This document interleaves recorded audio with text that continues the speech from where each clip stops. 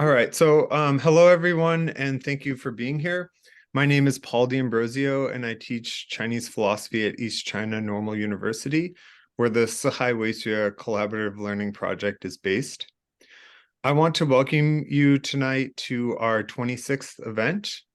We are hosting a roundtable on early Greek and Chinese thought. I think we have a really outstanding group of scholars, and they come from various backgrounds here to participate in our roundtable. They include Loubna El Amine from Northwestern University, Jingyi Jenny Zhao from the Needham Research Institute, and Rohan Sikri from New York University, and our very capable chair, someone who also spent some time at ECNU, Yumi Suzuki, who's now at the University of Bern. So this roundtable will be 2 hours. Each participant will discuss their views for a bit before having a discussion with the other participants. And Professor Yumi Suzuki will keep the time, but she'll also engage wherever she sees fit. At the end of the scheduled discussion, if there's extra time, we welcome questions or comments from the audience. Before getting started and handing things over to Professor Suzuki, I want to say a few things about the 四海为学 Collaborative Learning Academic Forum.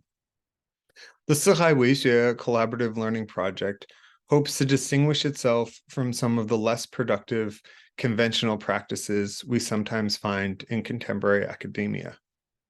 As posted on our website, we're not interested in male peacocks, in jerks, or in any form of egoism or self-promotion. We hope to curb all types of aggressive and look at me, I'm smarter than you, or don't I know so much, and similar attitudes that we sometimes find in academic exchanges. The 四海为学 Collaborative Learning Project seeks to accomplish these shifts in orientation during academic exchange by encouraging productive communication, humble discussions, real questions, and responses that are open and honest. We hope to foster environments where people truly learn from and with one another. So I want to once again thank all of the participants for their time and for everyone in the audience for being here. Our chair tonight is Yumi Suzuki, who's an affiliate researcher at the Institute of Philosophy at the University of Bern. She holds a research master's degree in ancient Greek philosophy from the Department of Classics and Ancient History at Durham University. And she holds a PhD in Chinese and Comparative Philosophy from the Department of Philosophy at the University of Hong Kong. Her main area of research is Greek-Chinese comparative philosophy, with a particular focus on philosophical methodology, logic and definition, epistemology, and philosophy of nature. She is currently writing several book chapters and articles on animal-plant classifications, the history and philosophy of biology and ecology, and scientific reasoning in ancient Greece and China. Thank you very much, Professor Suzuki. I'll hand things over to you now.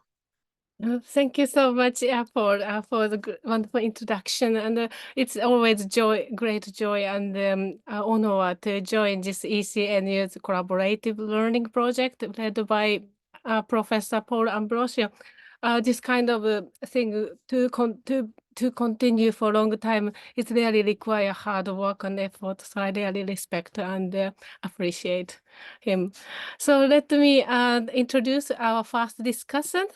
So Professor Loubna El Amine is an assistant professor in the Department of Political Science at the Northwestern University. Her research interests include comparative political theory, the history of political thought, and ancient Chinese political thought. Her first book, Classical Confucian Political Thought, A New Interpretation, was published in 2015 by Princeton University Press. She is currently working on her second book, tentatively titled Beyond Freedom and Slavery, Inclusion in the Ancient Confucian Political Community. She holds a PhD in politics from Princeton University and a BA in political studies from the American University of Beirut. So please start. Thank you. Thank you so much. I'm just going to start can you all hear me fine? Yeah. So I just wanted to first thank the Collaborative Learning Project and Paul D'Ambrosio for the kind invitation and the chance to really discuss some issues that I myself have grappled with concerning the Greek-Chinese comparison. I'm thrilled to be able to do that with my fellow panelists here, Jingyi Zhao and Rohan Sikri, and also Yumi Suzuki, and to hear about the kind of issues and concerns that they're also interested in raising. So I'm looking forward to the discussion. My comments today are really framed around the list of basically 5, I'm going to call them methodological issues or questions that have to do with the comparison between early Greek and early Chinese thought. I first want to clarify, though, that perhaps unlike my colleagues on this panel, my work is not systematically concerned with the comparison between the two. So I work mostly on early Chinese thought. I'm trained as a political theorist with an interest in Chinese thought.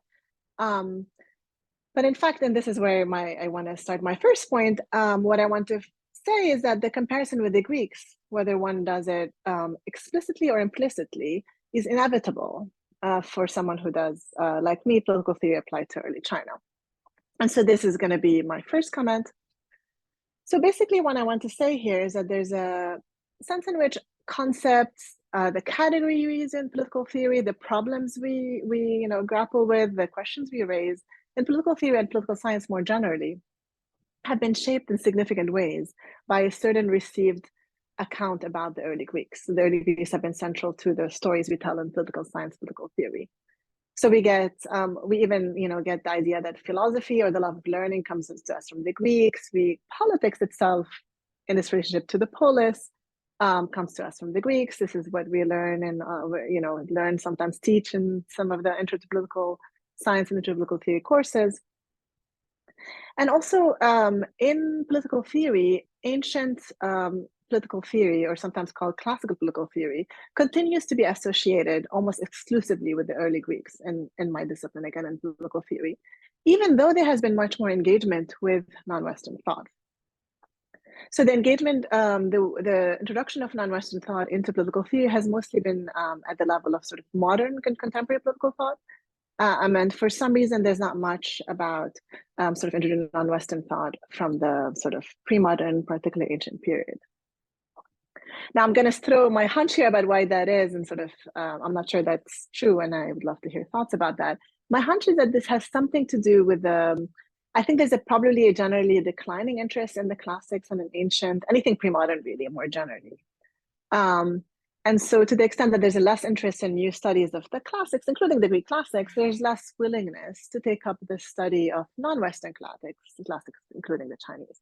So I think that's probably what's going on. So it's not particular to non-Western sort of ancient history. In any case, though, I think even though there might be a decline in sort of studies of Greek philosophy, that decline does not unseat Greek philosophy from its centrality to the discipline of political theory and philosophy. So the point still holds that it has kind of centrality. And so, we still get the way this is still again, the necessity of grappling with it is still there. So this leads me to the second point I meant to make, which has something to do with what I'm going to call the distinction between what you may call received wisdom about the early Greeks and a sort of the more revisionist literature. So this point too. So it's true of any academic subject that there's a kind of received wisdom about it, and then you get a new scholarship that adds to it, amends it, revises it, critiques it, overturns it, right? And we get the kind of paradigm shifts, all of that. I think, though, in what comes to Greek thought, and this is related to my first point about the centrality to it, again, at least in my the discipline I work in, there's a sense in which the received wisdom is more widespread and harder to dislodge. And I think that is because the way we, again, sort of teach political Greek thought in all sorts of, not only university curricula, honestly, but even in high school curricula. So everybody, and it might not even be just academics, might be everybody, thinks they know something about Greek thought, and sort of they bring it to bear on how they receive other sorts of information and knowledge. And so there's a way in which, again, this kind of conventional wisdom about the Greeks sort of has I want to say, kind of more widespread place, right, than any other widespread, conventional wisdom about any other discipline. And so when you're approaching Chinese thought, ancient Chinese thought, as I'm doing, right, you have that kind of conventional wisdom in mind. So think here of something, just to give an example, a relationship between Greek democracy and slavery. This is a topic I've been interested in. It used to be the case that the sort of topic of slavery was underemphasized. Now it seems to me that the last maybe 10, 20 years, the conventional, at least the most recent wisdom, is that these two are intimately related. On the other hand, you still get kind of scholarship on early Greek thought and sort of more expertise on it that's going against this wisdom. And my suspicion or my senses from that literature is that there's a kind of move to actually want to say that perhaps the links between those two are not as tight as we somehow have been taught for the past, again, 10, 20 years. So then you have these readings that are more revisionist, if you want to call them that, or at least some readings that are revisionist, side by side with the kind of conventional wisdom. And so then when you're doing, again, early Chinese thought, and you take your ideas about early Greek thought are there, what are you comparing it to? Are you comparing it to the kind of a certain kind of conventional wisdom that's kind of, again, sort of been more widespread, or are you supposed to kind of compare it to the newest cutting edge literature on the early Greeks, especially when the two conflict, right? If you focus on the conventional wisdom, then the worry is that you're not giving the newest literature its due, and we want to do that in scholarship. Except if you focus on the newest literature, then you don't seem to be responding to precisely those problems that prompted you to sort of ask about in the first place when you're doing Chinese thought or any other sort of alternative system of thought from the Greeks. Again, because what prompted your inquiry is a certain kind of set of ideas that seem to have a structuring force, or I want to say they're kind of anchors in your discipline. Those are what you're responding to. And again, you might think that this is a problem with any kind of comparison, that what are you comparing, again, the received account or sort of kind of newer account. I do think there's this particular way in which the Greek thought, because of its kind of centrality, that problem is more acute in kind of comparing anything to it. And then you sort of have this kind of tension between the two. You haven't even started saying anything about the early Chinese, right? And so you're grappling with, which body of literature do you sort of engage with, respond to, take your kind of study of Chinese thought in this case to be in kind of in comparison with. Okay, so this is my second point, again, about distinction between a certain kind of received account and more contemporary revisionist literature. The third, the first point I want to make, the third point I want to make here relates to what is the object of inquiry here. So I think so far I've been saying Greek thought, but in fact, the topic I just mentioned, for example, democracy and slavery, is not necessarily a topic that comes to us only from philosophy or thinkers. Aristotle probably said something about that, but we get it from Athens, right? From our historical knowledge of Athens. And indeed, there's a sense in which it's the experience of Athenian democracy as a historical experience that gets passed down to us, sort of, and becomes, again, central in the way I have mentioned. So I'm thinking here of something like Hannah Arendt's sort of account of Athens as this kind of embodiment of political activity that is sort of the apex of human activity. In any case, so what you're getting passed down to and what is sort of central to the discipline is not just a kind of account of philosophical thought, but also account of a certain particular historical experience. And so my third point here, the third point I want to make is this: how far we can keep the distinction that I think we'd like to keep between thought and practice, right? And I'm someone who studies thought, not practice, but how much can you maintain this distinction? How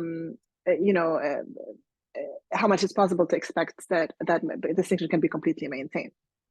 I think part of the difficulty has something to do with the fact that the kind of received account or the conventional wisdom about the Greeks that I mentioned earlier, itself combines sort of Athens and its philosophers into a broad set of ideas we call Greek ideas, Greek, things.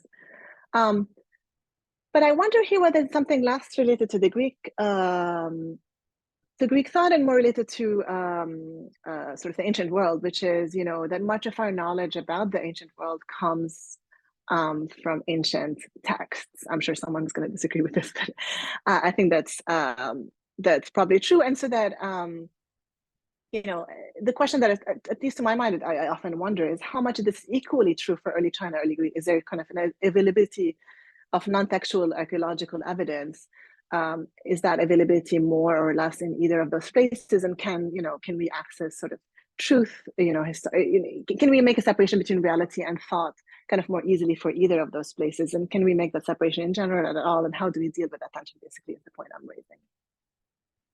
The fourth point I want to make here is kind of related to this point. And it's basically, how do we sort out what you might call prescriptive from descriptive texts, or normative from descriptive texts?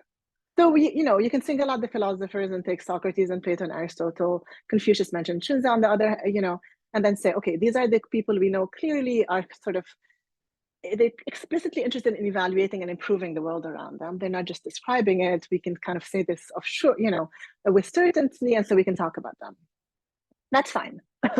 But suppose you, on the Greek side, wanted to bring in the writings of playwrights, Aristophanes, or poets, or historians like Xenophon, or in the Chinese text case, you want to bring in, as I've been interested in doing, sort of more of the five classics, right? The rituals, the document of the book of history, the book of changes, etc.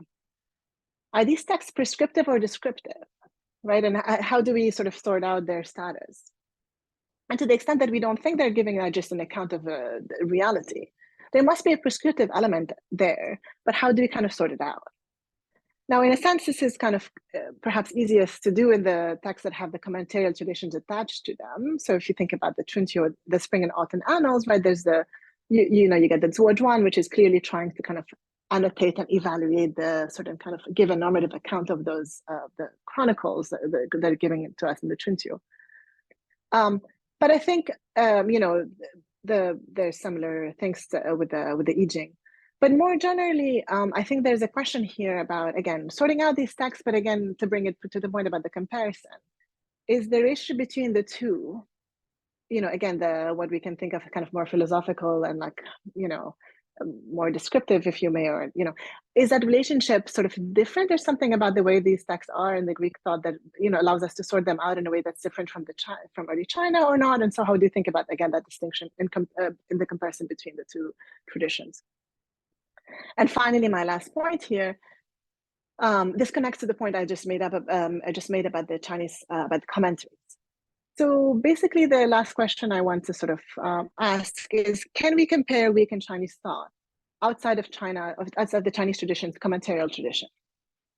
So what I'm thinking here is that, when we do political theory, when you do philosophy, it's commonly accepted to take a text, so take Plato's Republic or take Antigone, the play or something, and then take it and then analyze it and say something about it. Can we do the same for early Chinese texts? And some people think we can't, right? So can we just take them as is and sort of analyzing, and perhaps we approach then the commentaries as we would approach any kind of competing interpretation of the text that we have available to us. Namely, without assuming that it has a privileged position in making sense of the text, a privileged position that we don't have. Or, as some have claimed, should we view the early texts as inextricably tied to their commentaries, right? And if so, how then do we deal with the comparison, right? Because you don't have that kind of commentarial tradition in the early Greek world to sort of to grapple with. So kind of that does kind of complicate the comparison. Is that something we should worry about? I should say here that, at least for example, the Islamic tradition does also have a commentarial tradition, and sort of that could make that there's a similarity there. But I think the early Greek and sort of doesn't have that same kind of tradition attached to it. Okay, so these are my 5 comments here. I'll stop here. I look forward to hearing everyone's answers, maybe, or suggestions or comments or whatever. Thank you so much. Thank you so much, Loubna. So if our discussants have any thought or questions or different views, I would like to invite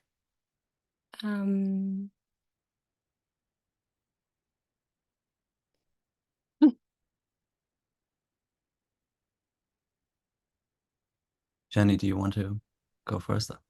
Yeah, I think, sure. Thank you. Thanks, Loubna. I think there's a lot there, and I've taken some notes, and, the issues that you raised are some of the issues that I grapple with as well in my own comparative work. So I focus more on the ethics side rather than the political side.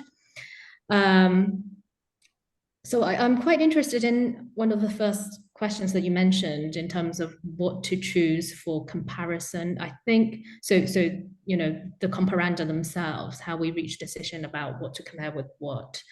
I think that really kind of that theme comes up in some of your other points as well, in terms of, say, normative versus prescriptive. So when we compare, you know, texts from different traditions, if on one side we consider it to be a more normative text and the other one is a more prescriptive text, then, you know, are we missing something there, or like, are we still able to engage with the comparisons in a meaningful way, so long as we acknowledge the differences in the nature of those texts? So that really kind of led me to think about the question of genre as well, and to what extent I'm quite interested.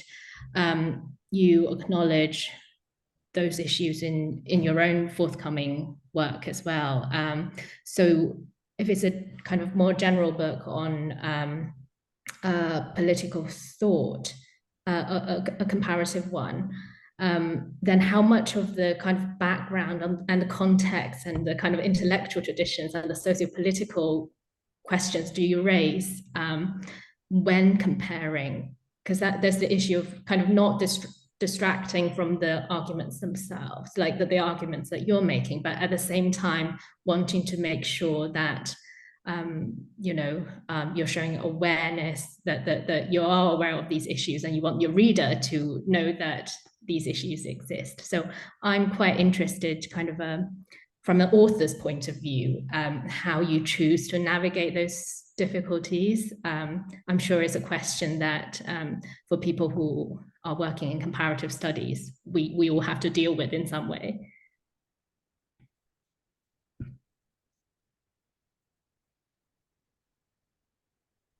Rohan, did you want to come in, or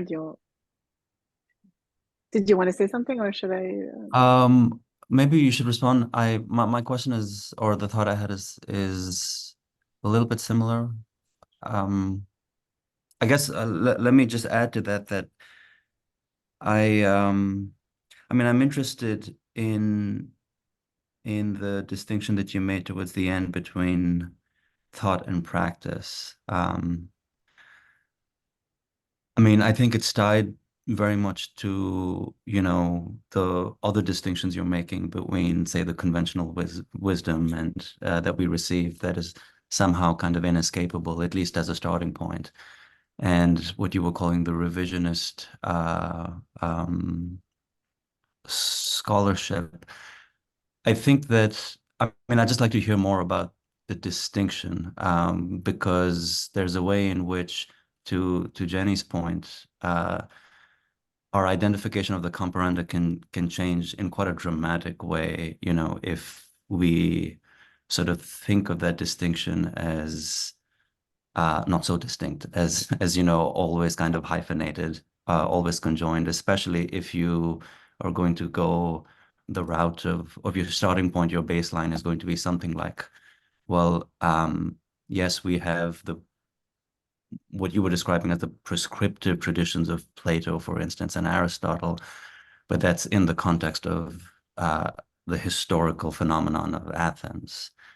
And I think that's where it becomes really interesting, and especially through the comparative encounter, it becomes really interesting to think of what happens when, you know, what you consider to be prescriptive ends up becoming as descriptive a text, or even more powerfully descriptive a text. And that might change the comparand. I'm interested in whether that is a starting point, or that might be the conclusion of a comparison. I mean, if you both don't mind, I can say some things. I don't have that much, but I was wondering if you, unless you were going to talk about that in your own comments, but if you had grappled with similar issues and how you sorted them, like, so Jenny, I mean, how much do you give background, or, you know, just I'm genuinely interested in hearing how you, to the extent that you said you grapple with the same thing, and Rohan, sounds like you have some sort of also grappled with similar issues, how you've kind of maybe approached them. Yeah, so I will talk a bit about that in my presentation. So I'm glad there's a link between our presentations. So I tend to kind of set the context for the debate. So providing the socio-historical background, and then go on to kind of organize my discussion in terms of thematic focus, but at the same time kind of harking back to that chapter on socio-historical intellectual background where relevant. So that's kind of one way that I found to deal with that. But in terms of the question of thought versus practice, I don't consider that so much as a challenge myself. So for example, one area where I'm interested in is to see how children are represented like differently in different texts philosophically. So philosophical representations of children, right? So there, I think I make the point that I'm not interested in how children actually lived. I'm looking at these kind of idealizations of children, kind of what, in what ways philosophers made use of children to make a certain point, to advance their kind of rhetorical agenda, moral agenda. So in that sense, I guess that, you know, it's interesting to read about the history of childhood, but I'm more interested in the kind of philosophical, if we want to say philosophical approaches. So focusing on the thought aspect and not claiming that I'm talking about like how children actually live. So that's just one example of how I kind of dodge the practice versus thought kind of point. Yeah.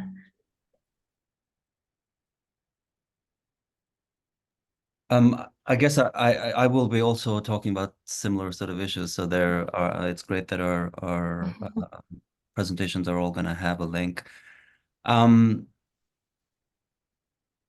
Just for the sake of a conversation, I guess I'll say that I am more interested in the thought practice continuum, if you want to call it that. And here I guess I'm certainly allowing for the fact that, you know, whatever we identify, or whatever is identified, to use Loubna's sort of her terms by way of like a received or a conventional wisdom, whatever is identified as philosophy, I can totally allow for the kind of move towards some form of idealization in thought, and you know, we can call that the philosophical tradition.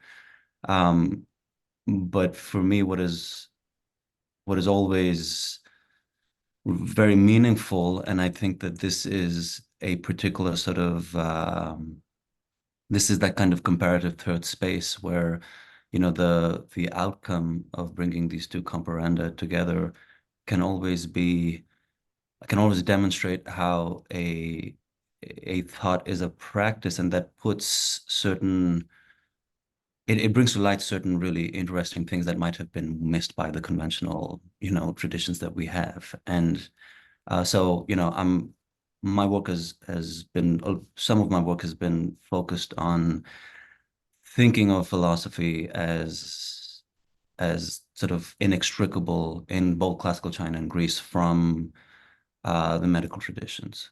And this immediately sort of, I mean, you were confronted with having to think about, you know, this kind of step towards idealization, you know, if you want to call it, if you think of, say, something that is traditionally understood as a metaphysical move, you have to kind of grapple with it as also being underwritten by a conversation that is being had between, say, philosophy and medicine, right?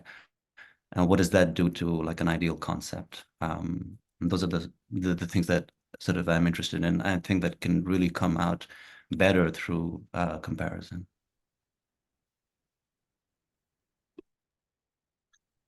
Yes, thank you for those. I mean, I don't have much. I mean, I wonder also sometimes how much various disciplines have their own acceptance threshold for how much you sort of cross certain boundaries, or if they don't have they have high thresholds, whether how much we should push against them. But I guess one thought, I mean, so on the context issue, it's probably slightly easier for me than for you, Jenny, just in the sense that because I don't do a systematic comparison, I only have to give background on the Chinese, you know. But this is why sometimes some of the issues I face, because they're kind of not on the surface, they're kind of implicit. Like I'm implicitly want to compare this to the Greeks, but I'm not actually talking about it. It kind of, sometimes I think it annoys the people who are interested in Greek thought, because it's like, clearly I'm interested in this, but I'm not saying enough to justify it. So, but yeah, I think it does add a whole lot of challenge, I will say. And I say there's a lot of sometimes when I have, students start wanting to do non-Western thought, like, especially when you're trying to write like just a paper, it's like you have to give the context, and then you have to justify why you're even doing this at all. And again, that's at least true in political theory. And by the time you've done all of this, you haven't had the time to make an argument. And so it seems like it's better to write, like, books somehow seem more manageable, but like articles where you have to give background about thinkers that people don't know about. If you're just writing about Plato, no one really expects you to give that much background, right? Or you give a justification for why you're doing that. So there's a lot of this kind of framework stuff that, especially when you're writing articles, I think it's really hard to kind of do all those moves that I think people who are writing within a more sort of the established traditions don't quite have to do that.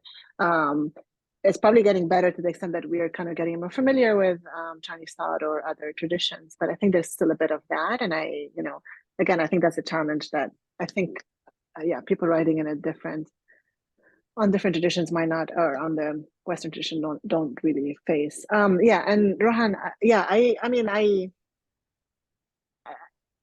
really like the idea, and I was thinking about it in terms of sort of, I'm dealing with that kind of link between thought and practice to the extent it's like how that the link, how that lies on the level of like political organization, sort of, what kind of political entities with the thinkers thinking within, and how much you can kind of, because we don't quite have as much data, I would say, on sort of the early Chinese states, but how much you can kind of get at that a little bit from the thought itself, and how much,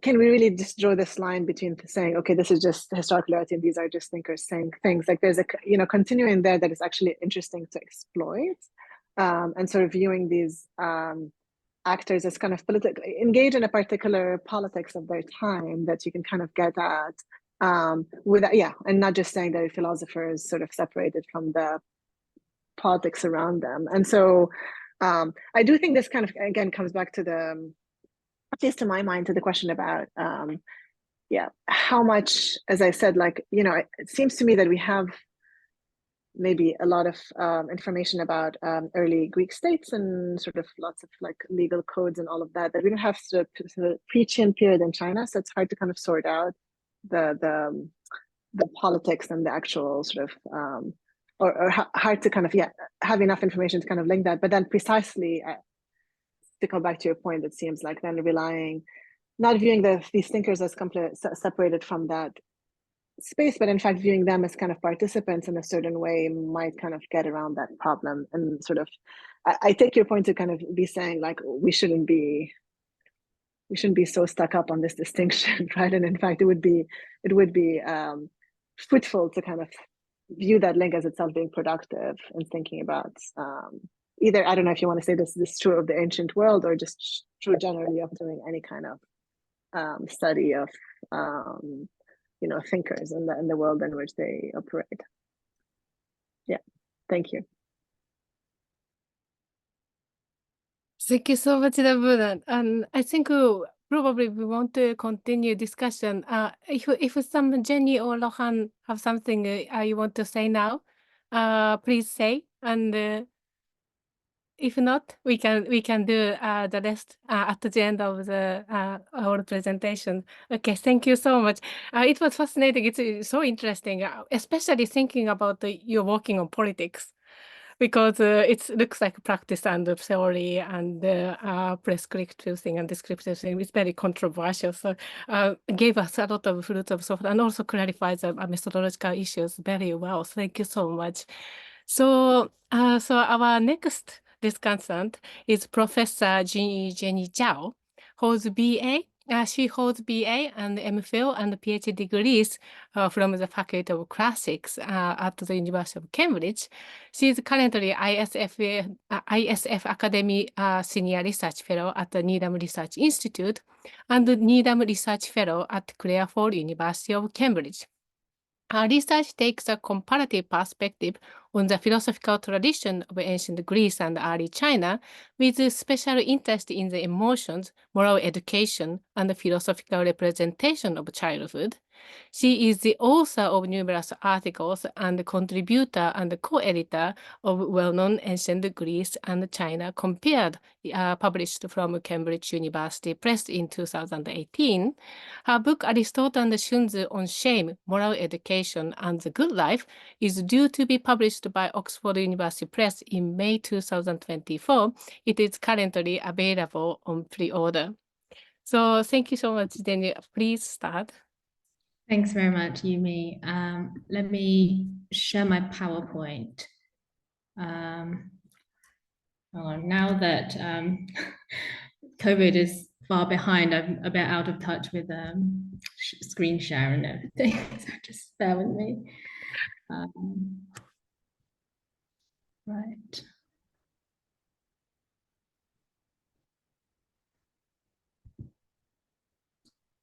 Can you see the PowerPoint okay?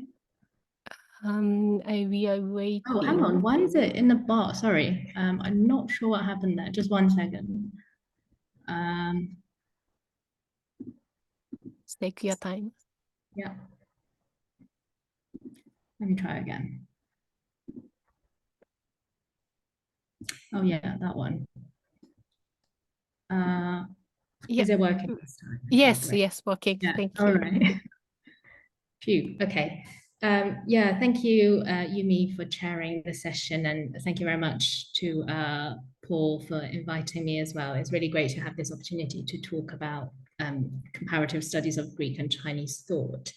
I don't have a very formal presentation, but just offering some of my personal reflections on, I guess, the kind of past, present, and future of comparative studies. Sounds very grand, but I will be kind of just mentioning some examples of the kind of works that have been done and areas where I think it's promising to go into in the future.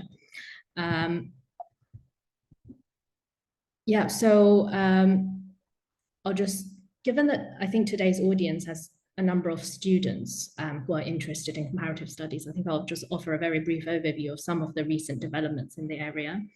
And then I think we're all interested in comparative methodology, and I thought it's probably best to just illustrate with my own monograph on how kind of I've structured it, just as an example. And then, yeah, I'll talk a bit about the prospects for future comparative research. But just a little bit of a background. So as Yumi mentioned, I did my degrees in the Faculty of Classics. So, but I do come from a Chinese background, so it's always felt really second nature to me to compare these classical traditions. And I've pretty much engaged comparatively with these traditions since the very beginning of my research career. And I think over the past 15 years or so, I've really witnessed kind of monumental changes in this area. As a PhD student, I felt like I had to justify why I was taking a comparative approach. But I think so much has changed now that people are more interested in discussing with you kind of the details of your research rather than questioning whether it's worth doing at all. So that's been really nice to see, just the huge changes that have taken place actually in the last 15 years or so. So we've witnessed this global turn within classics, not just classics, but also philosophy and history of science, political thought, various areas. The decolonizing the curriculum movement has really done a lot in bringing in the relevance of the non-Western traditions, kind of arguing for the importance of acknowledging other traditions and the validity of comparing features of different traditions. And really, I think these changes are very much evident through workshops and conferences and publications, and as well as other initiatives that promote this cross-cultural comparative approach. So I'll just start with two projects that I've been involved in. So Ancient Greece and China Compared was published by CUP Cambridge in 2018, and that stemmed from an international conference on comparing Greece and China. And that features a range of essays, not just on philosophy, but also literature, mathematics, medicine, archaeology, etc. So I think we might want to talk about, what do we mean when we compare ancient Greek and Chinese thought? I think Loubna already hinted that it's, it's worth looking into texts that are not necessarily strictly kind of been categorized as philosophy. And Rohan also mentioned, the crossover between philosophy and medicine as well.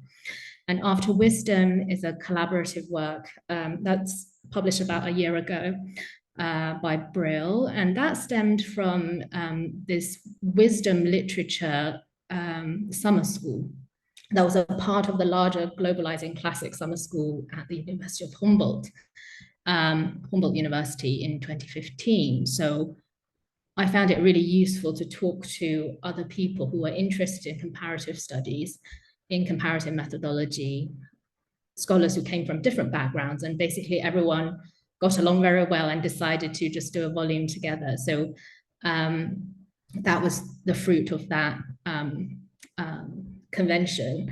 And of course, there are various other publications. This is just a selection of recent, mostly, I think, volumes, except the one on self-cultivation by Chris Gowans.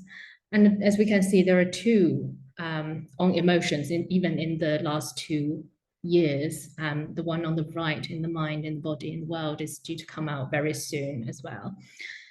And yeah, I'm seeing kind of a lot of interest in comparative ethical work.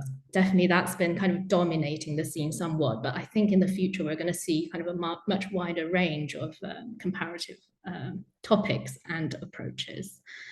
And I know that, Cambridge University Press, Oxford University Press have also launched comparative series in recent years too. So it's great to see kind of interest from the publishers on this approach. And besides these volumes, of course, there are also monographs and a large range of essays, articles, journal articles too. And we also have conferences. So this one organized by our chair today, Yumi, with her colleagues at the University of Bern on Sino-Hellenic environmental philosophy. So that's kind of carving out a newer area, the comparative studies, and that's due to lead to a volume as well. That's very exciting. And there are other kind of forthcoming works. I know of a number that are kind of being currently worked on. So I think that the field will look probably very different again in another 5 or 10 years.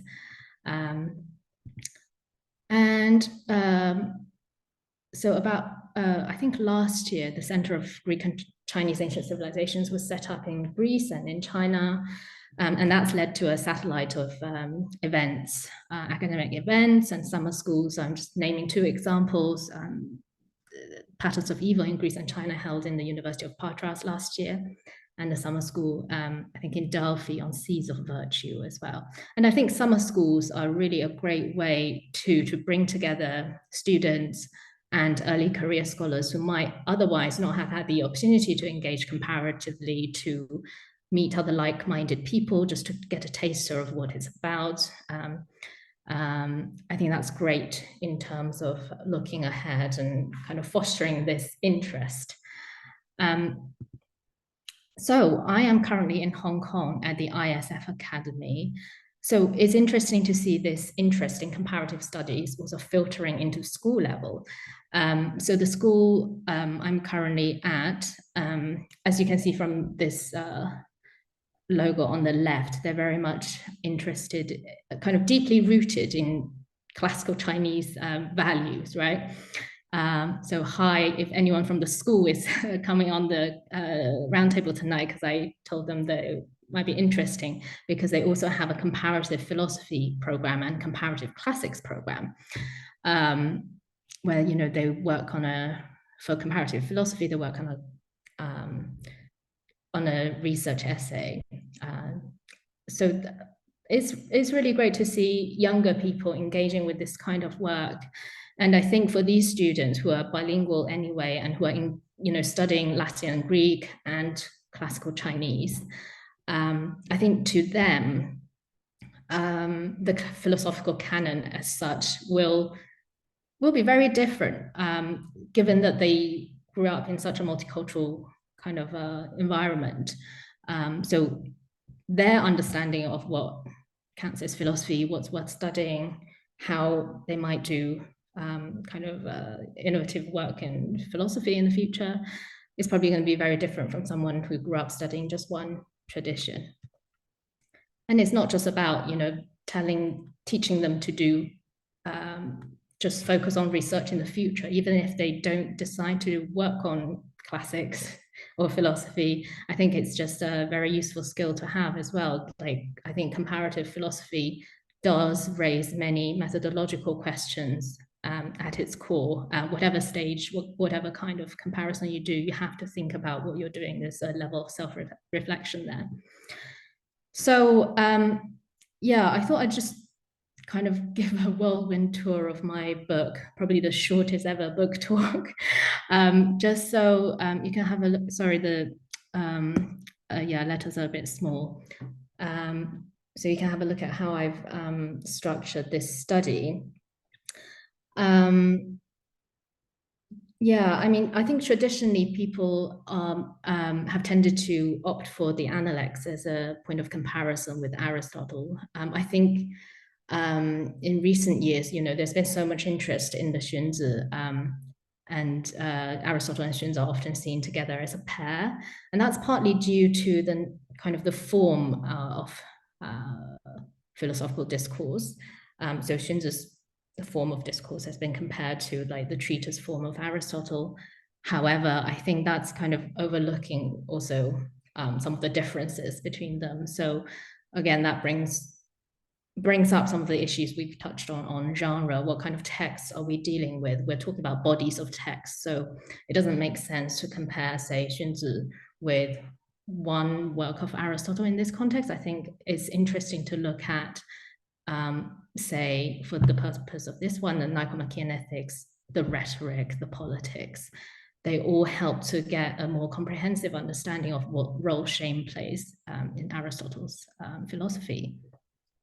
So in the introduction, I basically set out kind of my comparative methodology, raising the issues of, what does it mean to compare shame cross-culturally? What does it mean when we are engaging with the Greco-Roman sources that do not use the same vocabulary that we use? Shame, I think we can recognize that it signifies kind of a recognition of a falling short of a certain standard, so that we can recognize in the text. But exactly how the discourses are carried out is different. And then I set the background. So in chapter 1, I talk about their times, texts, and audiences. So I do consider I mentioned that point about practice versus thought. I think it does depend on which project kind of one is working on. So on that childhood project, I think I was focusing purely on idealizations of childhood. So that was kind of in article form, but for this project, I do talk about, the socio-historical context, especially since politics is going to come in chapter 5. And then the second chapter is more philological. It's probably the most philological chapter of all of the chapters. So it talks about the range of vocabulary used in Xunzi and in Aristotle on shame. So idols, aiskune in Aristotle, and mainly xiu, chi, ru in Xunzi as well. So there, I look at how these kind of clusters of concepts are used in these texts and identify, the roles that they play in the more overall kind of ethical framework.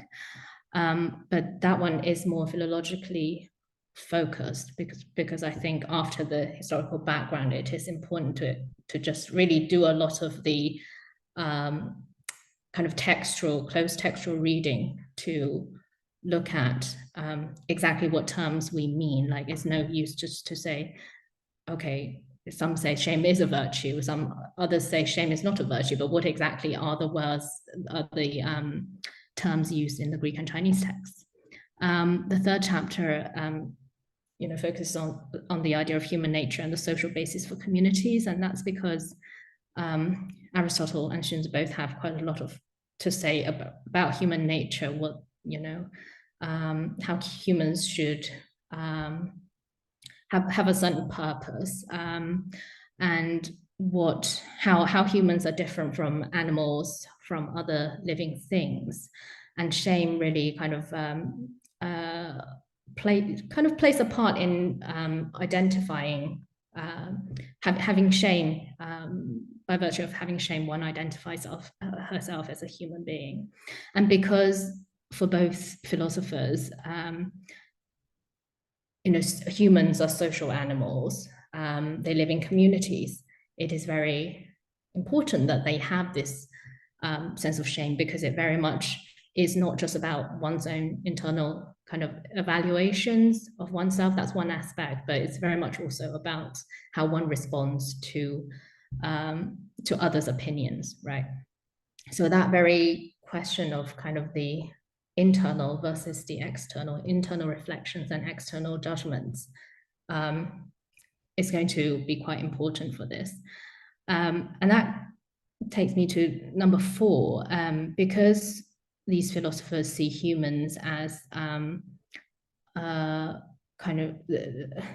because they think that humans should cultivate themselves in a certain way to become a morally cultivated person, shame is going to play an important role in that process. So I guess in the contemporary West, people tend to think about shame as a negative thing, associating shame with shaming and humiliation.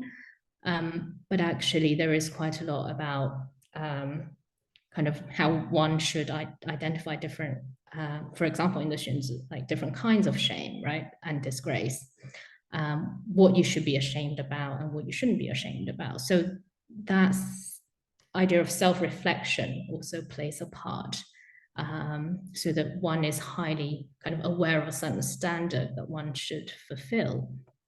And chapter 5, is the one on kind of the politics of moral education.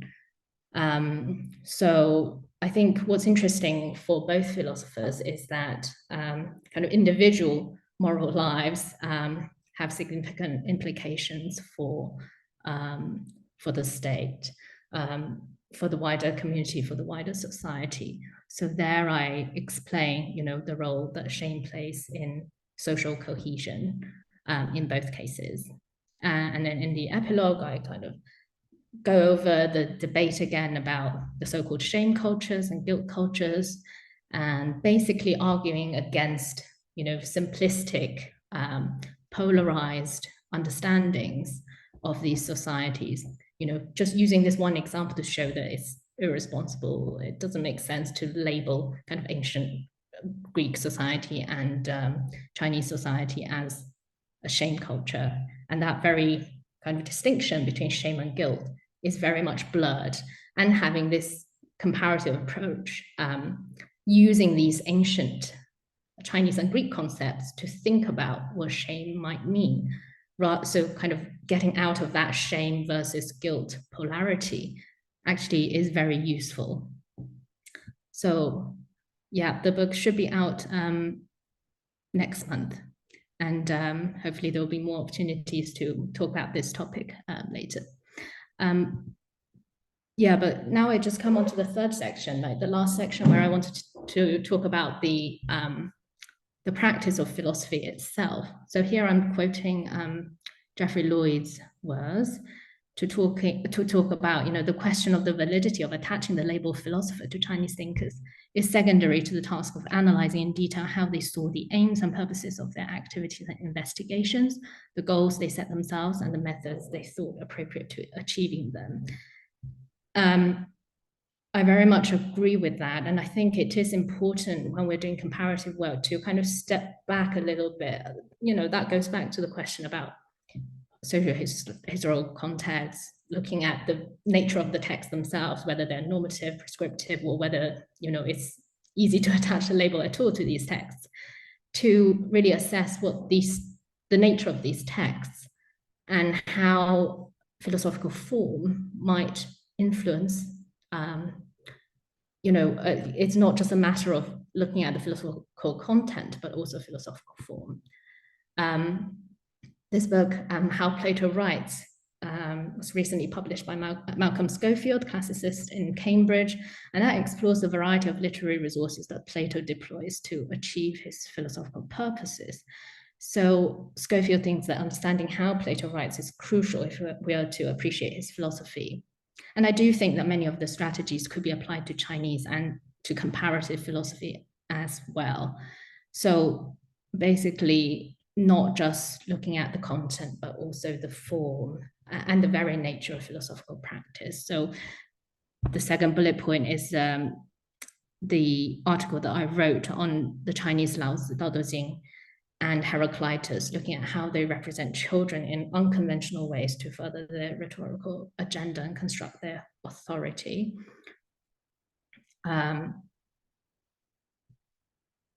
So yeah, I guess there I'm attempting something quite different from the Shane project, looking more at the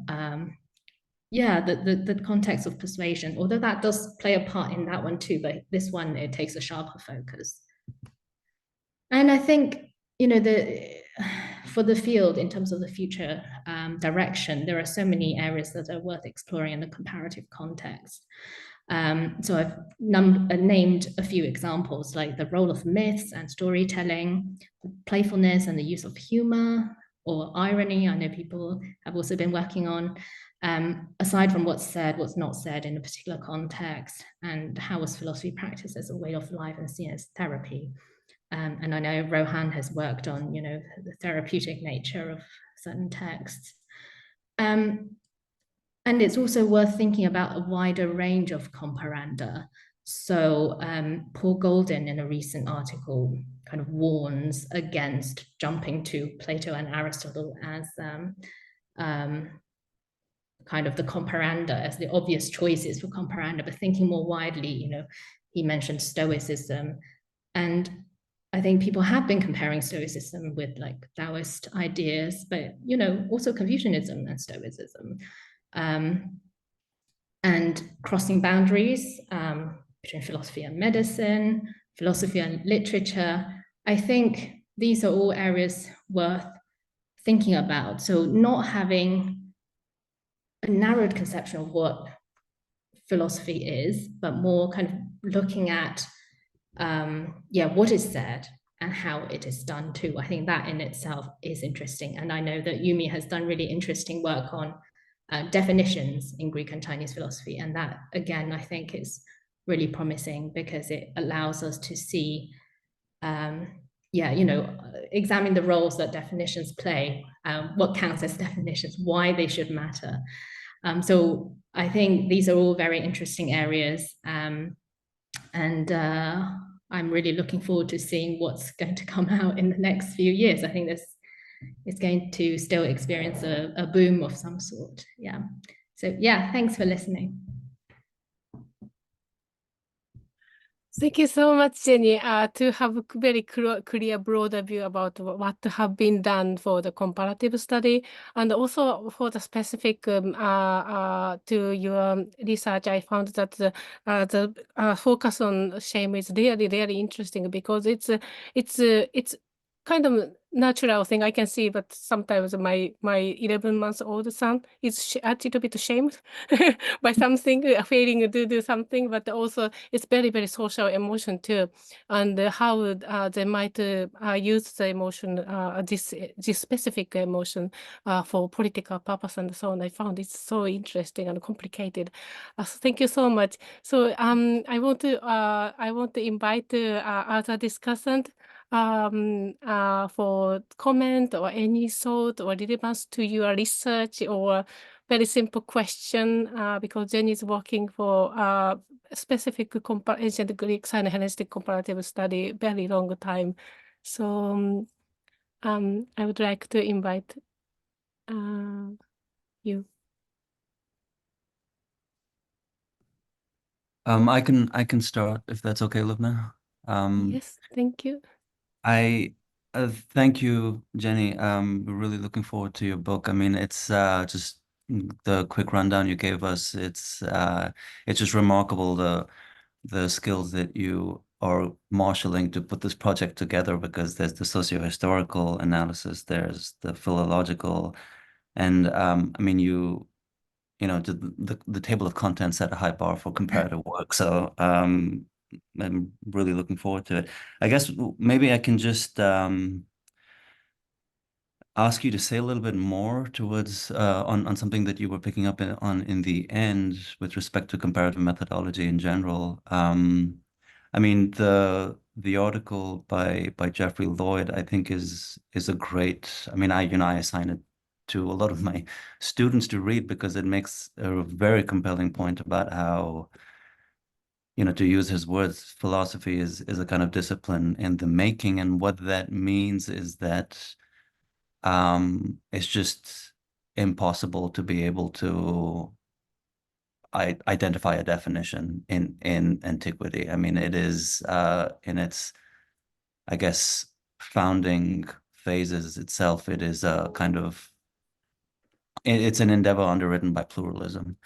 And I think that one implication of that I hear you sort of picking up on is this question of the form, or how, you know, a philosophical statement is made, in addition to whatever it is substantively claiming by way of a philosophical judgment.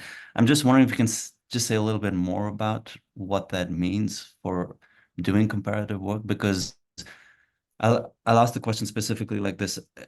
One could focus on this question of form, and it immediately opens up a very important question of rhetoric. Yeah. And I'm just wondering, you know, how you think about the connections between, say, questions of genre and questions of the rhetorical use of certain discourses, and then, you know, what you want to identify as like a more substantive philosophical theory or a statement. How does one impact the other? Does one impact the other in a way that we should be very careful of when we're doing comparative work? Yeah, sure.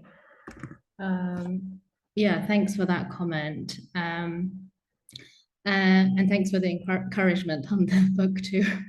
I think, so some people have commented that, you know, there's been a movement, and I think I totally agree, from comparing kind of Greek civilization and Chinese civilization to more detailed kind of case studies of, say, themes, like, you know, friendship, courage, you know,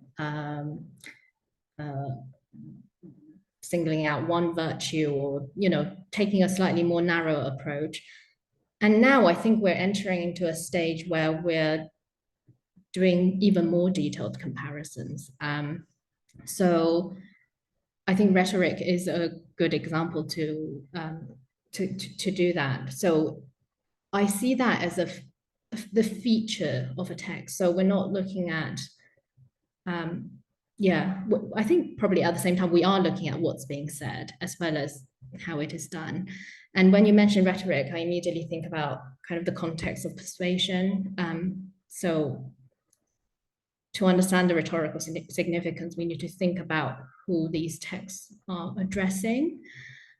So for example, Aristotle already expects his students to kind of habituated themselves to certain things and to associate what's painful with what's bad, what's pleasurable with what's good, right? So he has certain expectations of his students who should be his students, even though I don't know in practice whether that was the case. But in any case, he aimed at an elite audience who were probably going to be legislators.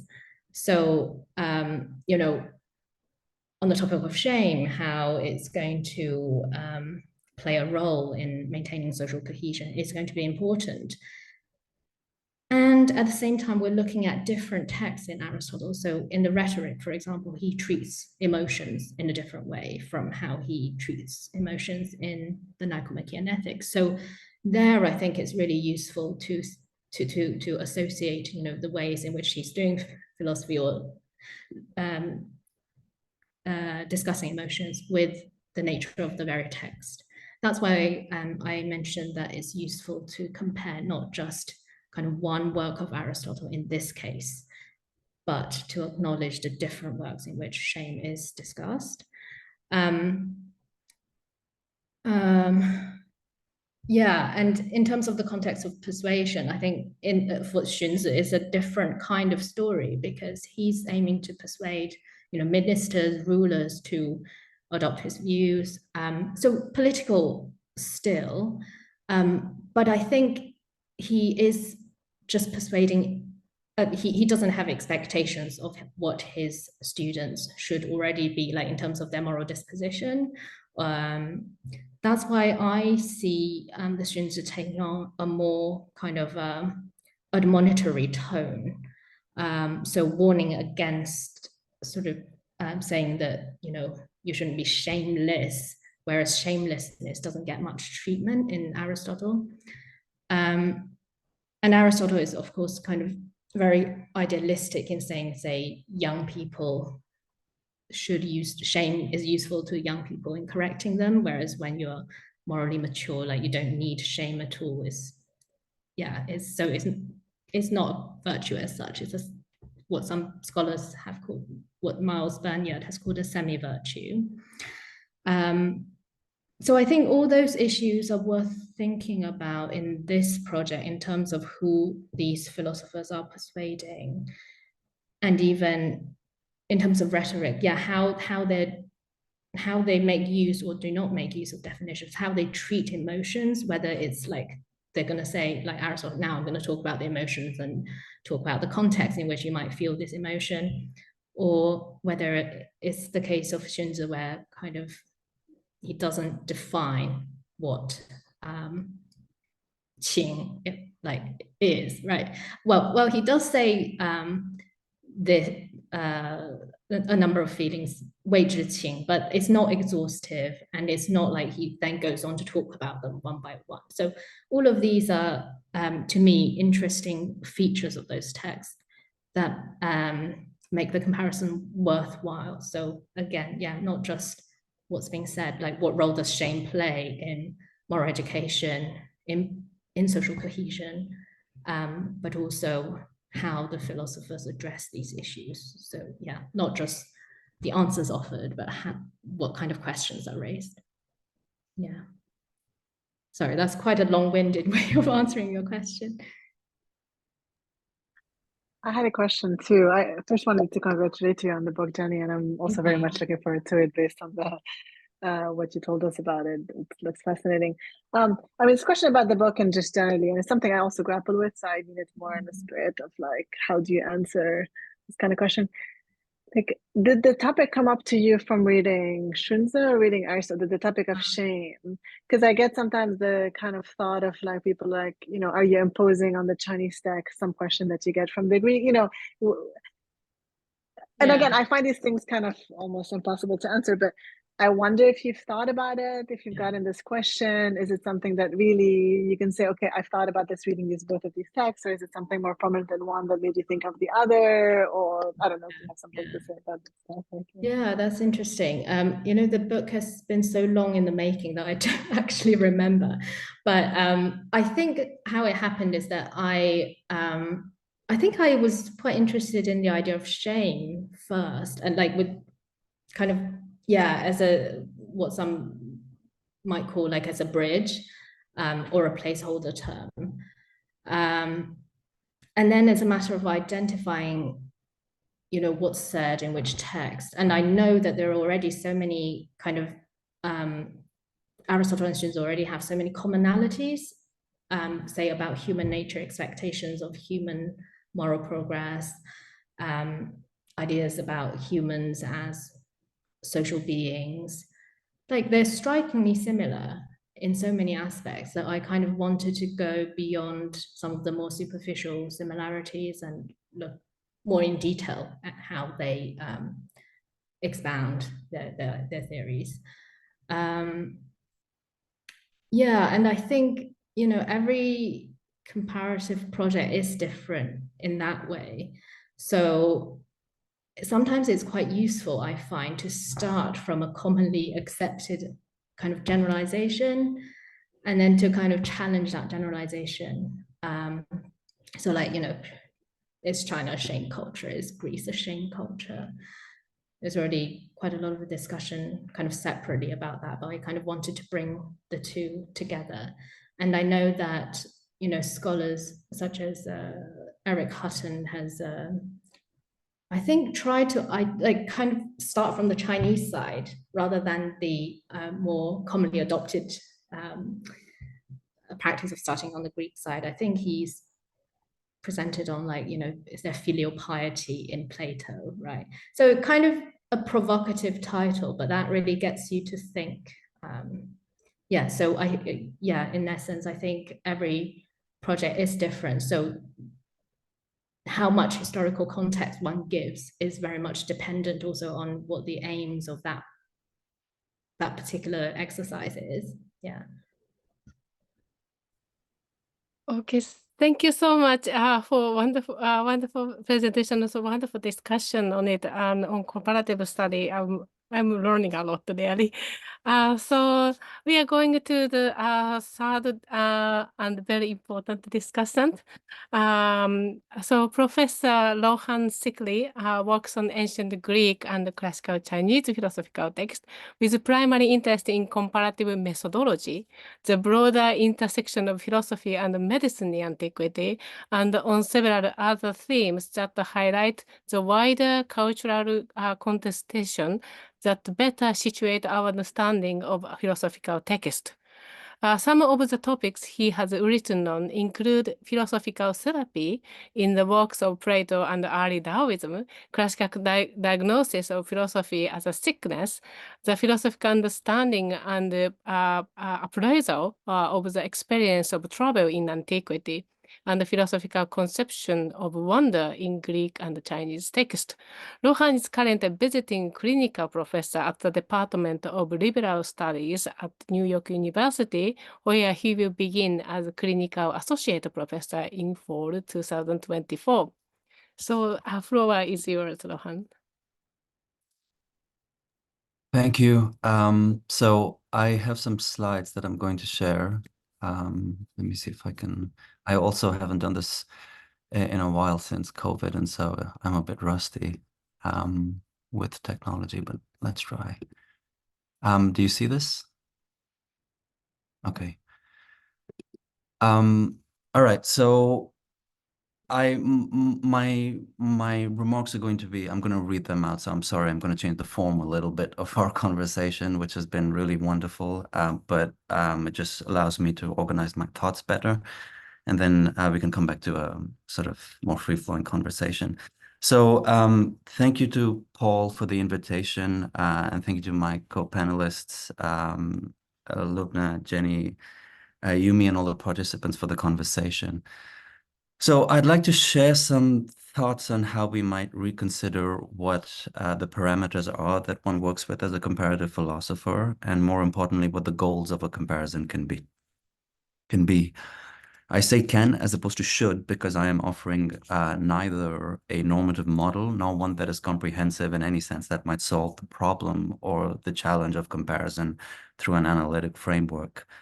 I'm happy to say more on the discussion about what my basic premises are regarding comparatism, but for now, I just want to be clear that my remarks speak to a certain mode of philosophizing that some might find useful and others not, and that might prove useful in certain comparative situations and not in others.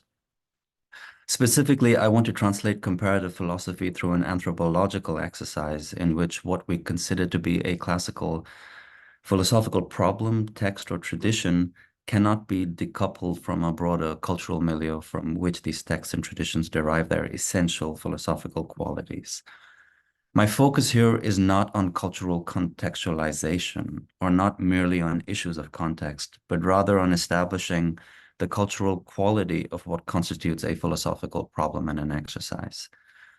I'm, of course, following the pioneering work of scholars like Lloyd and Sivan, whose idea of cultural manifolds continues to function as a baseline for most of us thinking or writing about comparative methodology. So I think that if we take seriously the cultural manifoldness of philosophy, we are presented with unique opportunities for undertaking the comparative exercise, which I will briefly discuss today using the idea of equivocation. So the first part of my remarks will focus on equivocation as a method that can be fruitfully read in relation to a set of historical perspectives which stress a mutually constituting relationship between philosophy and anthropology. This is a story about philosophers turning to the folkways of culture, of philosophers undertaking and establishing anthropological inquiry, and of them mostly getting it exquisitely wrong. But this is an instructive story from which we can learn and derive certain resources, such as the art of equivocation. In the second part of my remarks, I want to attempt to briefly think through an example of what a philosophy by equivocation might look like in one case of reading Greek and Chinese texts together, where classical paradigms of philosophy, when situated in and as cultural discourses, emerge as both a regime of therapy as well as a diagnosed illness. So let me draw your attention to an unlikely reference point for comparative philosophy, the tradition of post-Enlightenment thought, and specifically with the thought of Immanuel Kant.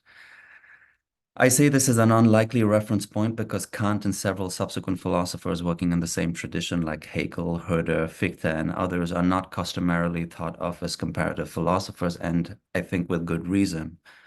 For all their canonical status, these figures belong to an unsavory past in the history of the Western tradition, especially in relation to the question of comparison.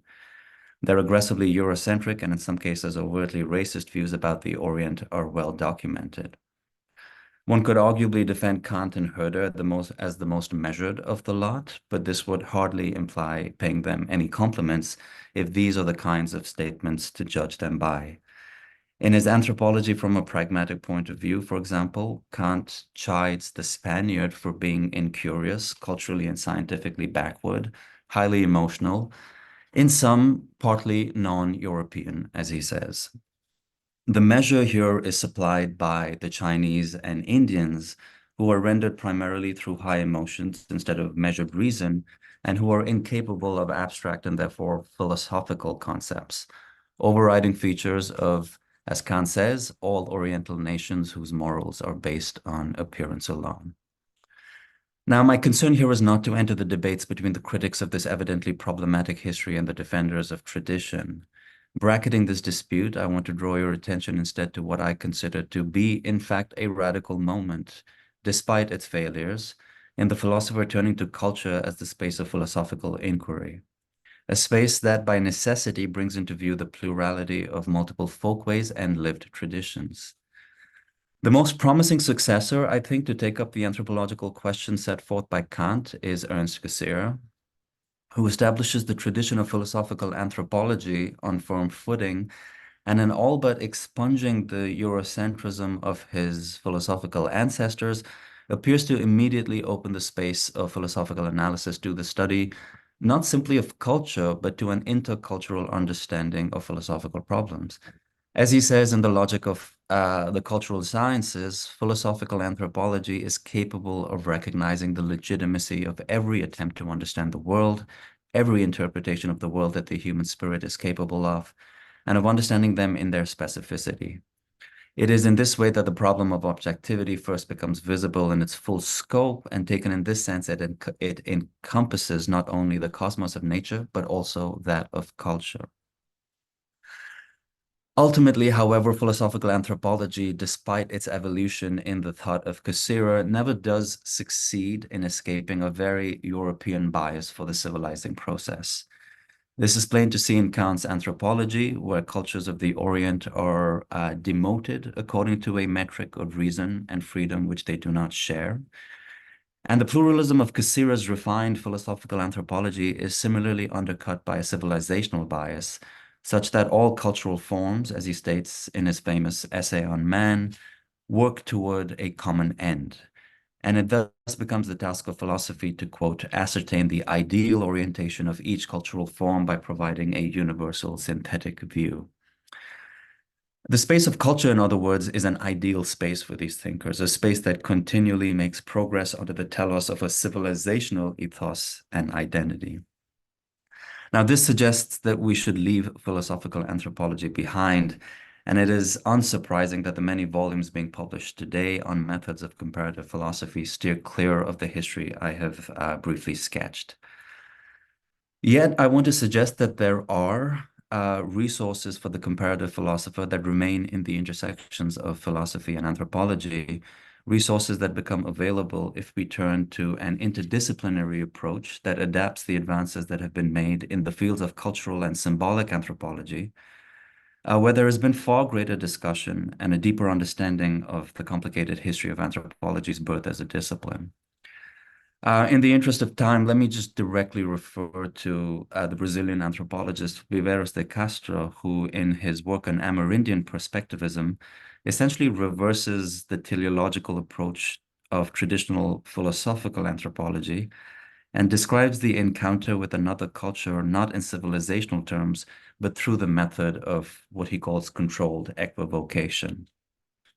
So what is equivocated is language, the very terms of our analysis, and ultimately the potential for transformation in one's self-understanding. So he writes about the ethnographic encounter in his book Cannibal Metaphysics in the following way. The other of the others is always other. And if equivocation is neither error, nor illusion, nor lie, but the very form of the relational positivity of difference, its opposite is not truth, but univocation, the aspiration to exist of a unique transcendent meaning. It's probably a better way, an easier way to have written this, but in any case, this is what we have. I understand this to mean the following thing. Equivocation moves in the opposite direction of the transcendent meaning of civilization. It is an undoing that is meant to engender greater awareness, and in this sense, it is perpetually Socratic as a mode of inquiry. Now, there is no easy path that gets us from cultural anthropology to comparative philosophy, not least because of the absence of a traditional ethnographic context in the case of the philosopher. But let me, in the remaining time that I have, suggest how resources may be adapted from one context into the other by turning to some of my own research in early Greek and Chinese texts and presenting the outline of a problem through a method of equivocation. Two general elements belong to my comparative method as I have developed it through an understanding of the mutual imbrication of philosophy and anthropology. First, philosophical problems are to be read as culturally indexed. That is, they take their shape through a broader contestation between situated figures and institutions whose social identities and self-definitions are porous as sites of exchange, where the units of exchange vary across an assortment of goods, be they material or immaterial in nature. And second, comparisons between such indexed problems have the potential of discovering sites of equivocation, where crucial differences in an otherwise overlapping conceptual field lead to a productive ambiguity in our understanding and potentially transform settled ideas about a text, figure, or a tradition. So part of my research is focused, as we've already heard, on philosophical methods in early Greek and Chinese texts as therapeutic in nature. And I'll just try and present the broad outlines of the work I've done as a case study in equivocation. So building on the decades of scholarship in the fields of medical anthropology, classics, and sonology, I have incorporated the basic premise articulated by Donald Harper regarding the cross-fertilization of medicine and philosophy to adopt the strong version of the claim that philosophy in both early Greece and China is a therapeutic practice. By a strong version, I mean that I do not read the medical language strewn across Greek and Chinese philosophical texts as merely decorative in function, but rather as a foundational conceptual apparatus that orders the methods, scope, and agenda of many a Greek and Chinese philosopher. And perhaps the strongest articulation of this position, which I don't shy away from, states that what we consider to be a metaphysical construct or a concept is often no more than a heuristic explicitly deployed for its putatively medical benefits, part of a distinctly philosophical materia medica. The sources of evidence that demonstrate how philosophers in Greece and China are significant competitors in the cultural contestation over the mantle of therapy are diverse in nature. My work has focused on Plato and Zhuangzi as compelling case studies in this regard, because of both the imprint of medical traditions in their arguments, as well as the contributions they themselves make to the development of the traditional medical theories of the Hippocratics and nourishing life practices respectively. So consider, for example, the question of method in both of the thinkers' body of work. Across several dialogues, Plato makes a precise connection between the philosophical method of dialectic and the respective models used by practitioners of the medical arts. His comparisons with the Hippocratic method in particular bring into view an important facet of the philosophical method he tirelessly strives to improve, namely that its application produces important therapeutic benefits. And the Phaedrus gives us the clearest indication of this when Socrates equates dialectikos and iatrikos, philosophical dialectic and the art of medicine, in their commitment to a standard of logos as well as its therapeutic benefits. Somatic health on the one hand, and excellence or what elsewhere is termed as the health and care of the soul. The specific dialectical method here is that of diaeresis or division, where forms are clearly delineated according to their nature, and a logos is constituted through the careful division in language of the truest and hence the most persuasive account. And Plato describes the dialectical philosopher as having the power to cut up a composition form by form according to its natural joints, and not to attempt to hack through any part, attacking in the manner of a bad butcher. The Zhuangzi can be productively read as involved in a similar act of contestation to appropriate the cultural mantle of therapy in its elaboration of nourishing life practices. As Lisa Raffles has suggested, the text might in fact give us the earliest uses of this term. But setting aside the question of textual precedent or whether this is a neologism found in the Zhuangzi, the text undoubtedly enters into a wider debate with medical traditions on therapeutic methods. My research has explored in particular the adaptation of Yangsheng practices in the Zhuangzi and how the text steers the discourse away from excavated medical texts like the Pulling and Channel books and establishes nourishing life in relation to specifically epistemic pathologies. The evidence here points to the explicit demotion of somatic therapies in favor of diagnoses of the ailment of knowledge. The diagnoses of the inner chapters make no mistake about what the pathogenic cause is. Sickness emerges through the strict divisions of disputants locked in their dialectical exchanges, referred to as the exercise of bian, or debate.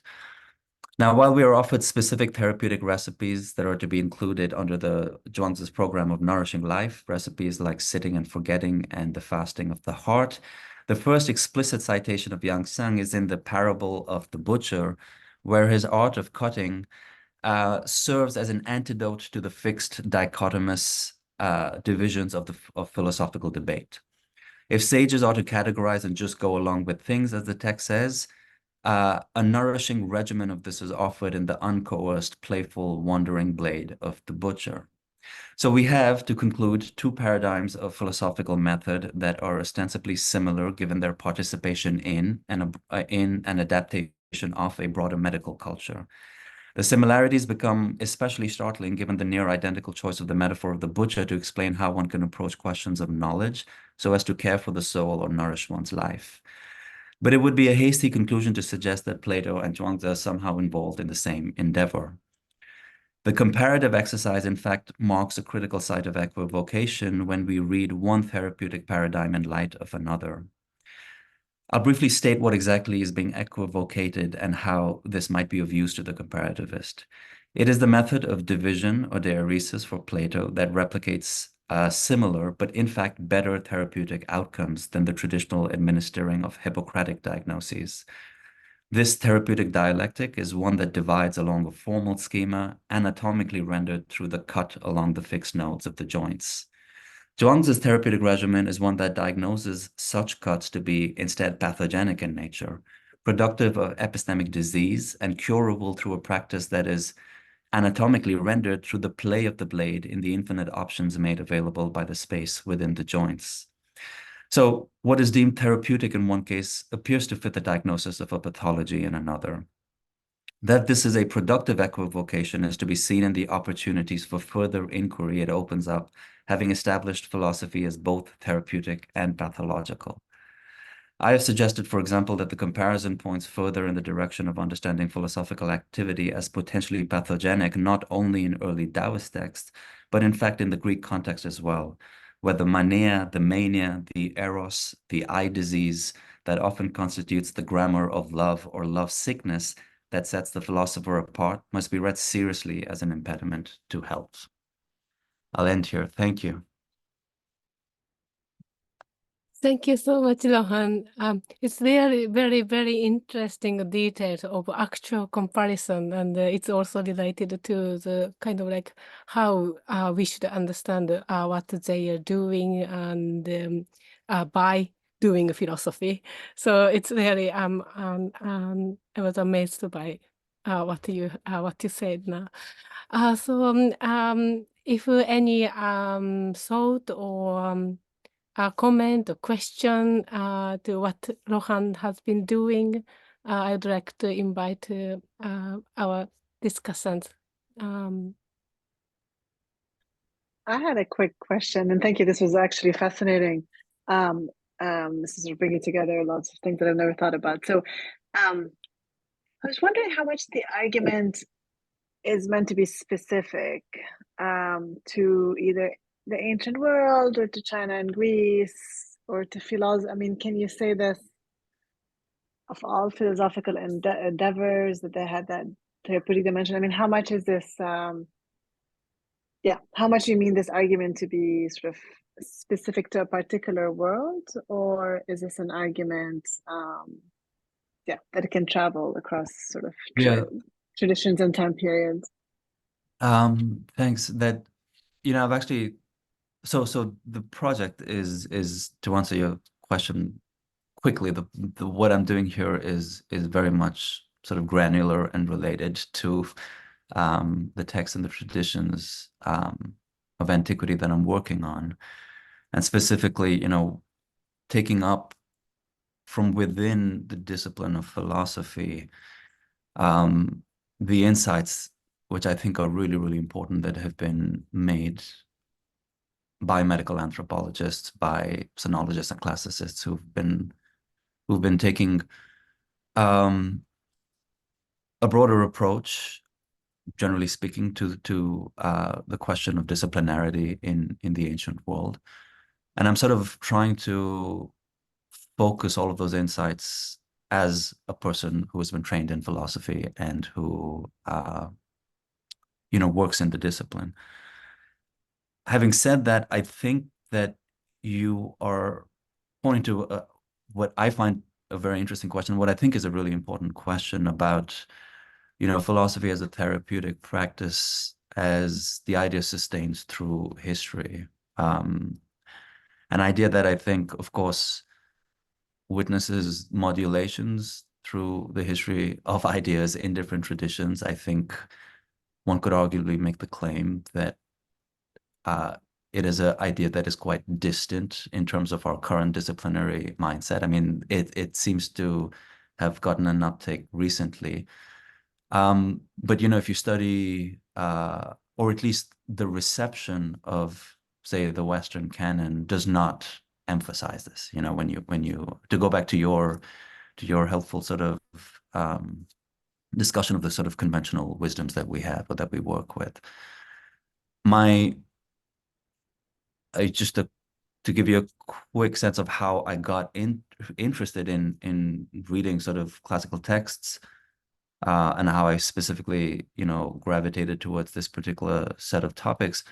I mean, it all began with starting to read Wittgenstein, and so that, in a way, is a way of answering your question, because I think that the notion of philosophy as ultimately having a therapeutic dimension to it is a very important idea, and it has been taken up at different moments in completely disconnected sort of traditions, in very important ways. And I think Wittgenstein is a person who does that. And so what I'm doing is working in classical literature, but I think that there are perhaps conversations to be made across these timescapes, you know, and across these traditions. And I think even in a person like Wittgenstein, you have a very, I mean, you have the sensibility of the kind of risks involved with doing this kind of work, you know. Ultimately, the idea that the best philosopher might be the person who knows when to stop doing it, you know. But yeah, I hope that answers your question.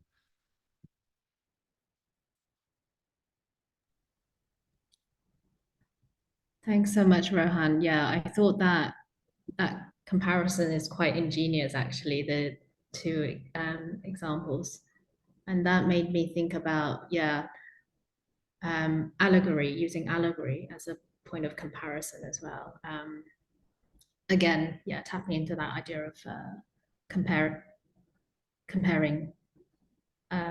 how an idea is conveyed, and whether that would constitute a form of argument or whether it's something that supplements an argument. And I also thought about, you know, philosophy as a way of life. I don't know whether that term comes into your work at all, whether you find that useful, especially in relation to the therapeutic nature of philosophy. You did mention that, it seems to be so far from kind of the current academic discipline of philosophy, which is very much as far away from kind of practice as possible.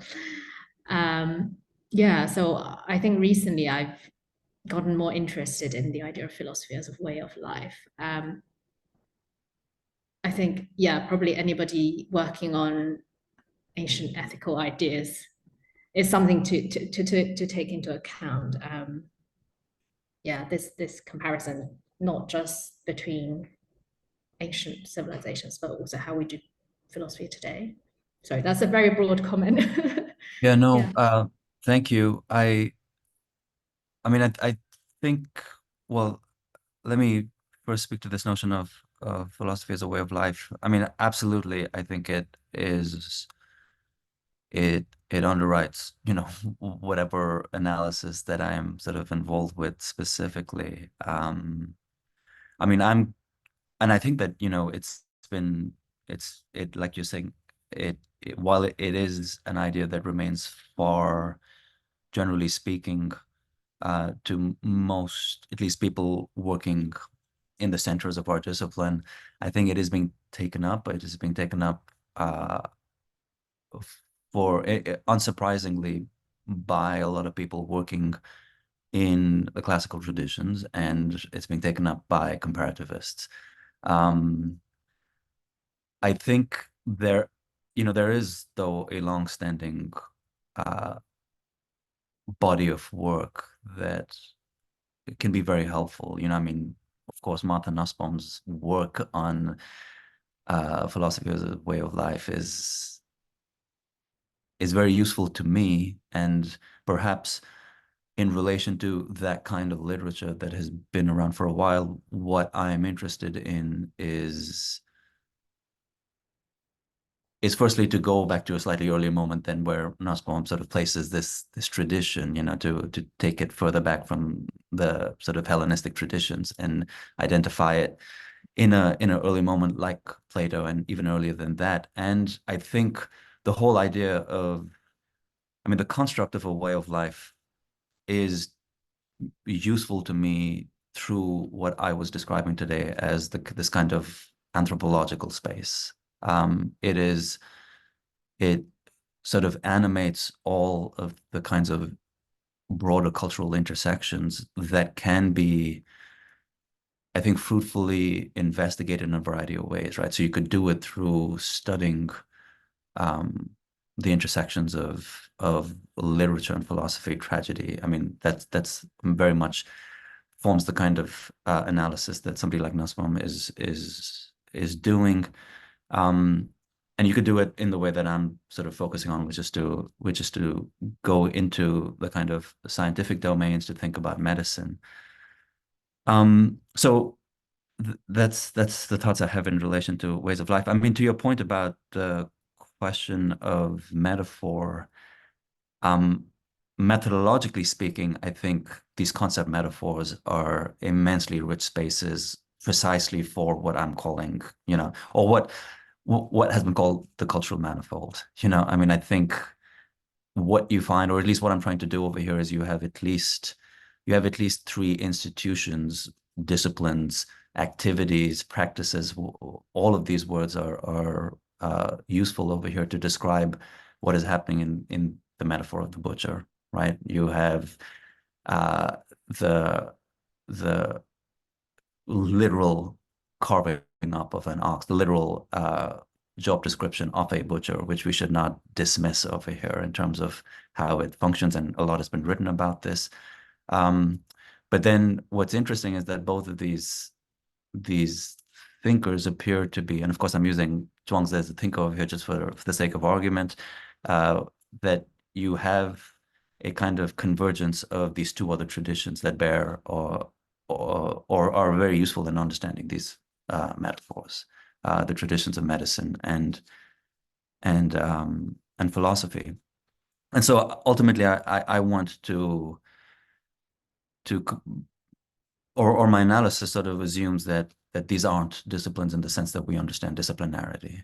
You know, and this is, I think, most people working in the comparative mold sort of take that as a given, that this is the boundaries are porous, and I think the metaphors make that demonstrate that in a very, very compelling way. Thank you so much. Really good. I thought a good, really question and good answers.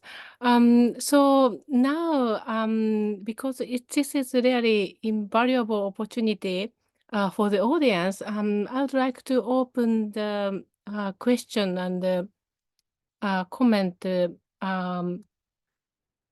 from audience. So if you have any questions or comment you want to say or you want to ask to discussant, please write your name, if possible, in English. And I will call your name, and you can unmute your mic. I really found that this discussion all helpful and in a lot of sense sincere and honest. So thank you so much. So Lucian, if you'd like to ask a question or discuss something with any of the discussant, please unmute yourself and hello. Hi. Yes, great. Can you hear me? Thank you. Oh, wonderful. Yes. Yes, my name is Lucian. I'm a postdoc fellow at NYU Shanghai. So at first, I just wanted to thank the presenters. That it was very, very interesting discussion, and it's given me a lot to think about.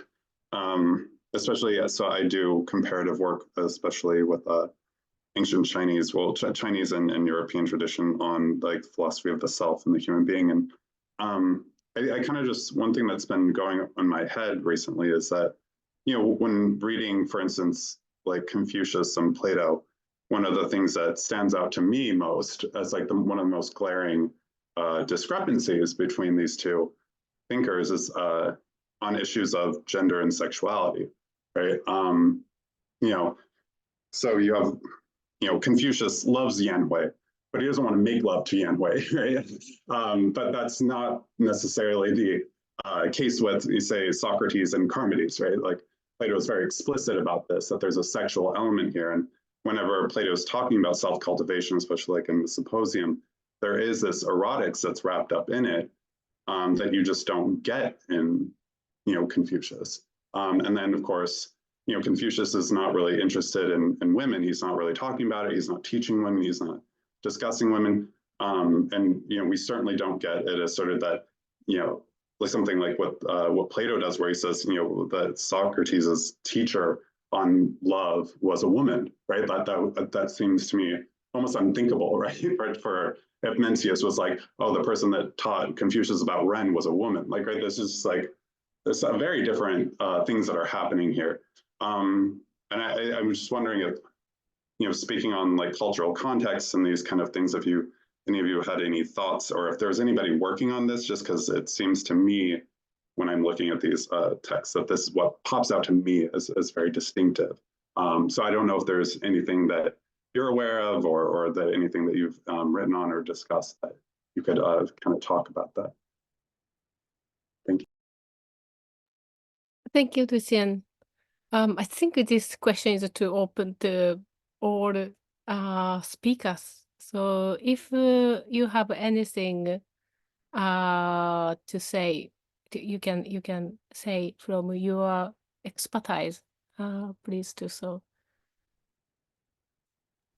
Okay, maybe I can just say something. I haven't really worked on this as such, but in my book, I do talk about women and shame. So what I found was that it was quite conspicuous, the lack of women in discourses on shame in these philosophical texts. And I think that had, again, kind of the context mattered, because that very much had something to do with the audiences that Aristotle and Xunzi were addressing. On the other hand, you know, if we looked at, say, tragedy, there's a lot about women's, you know, chastity and Phaedra, Phaedra's idea of, you know, the good idols, good shame and bad shame. Yeah, so there's a lot to go by in literature. So I think that very question about kind of this, whether or not sexuality is of concern, very much is reflective of the purposes of a particular piece of work, the questions that it's raising. It's not that women are absolutely absent, but they are quite rarely mentioned in this context. And I would be quite happy to hear about, you know, your own research, kind of what angles you are taking. I know that there are works that talk about, that take like a feminist lens, right?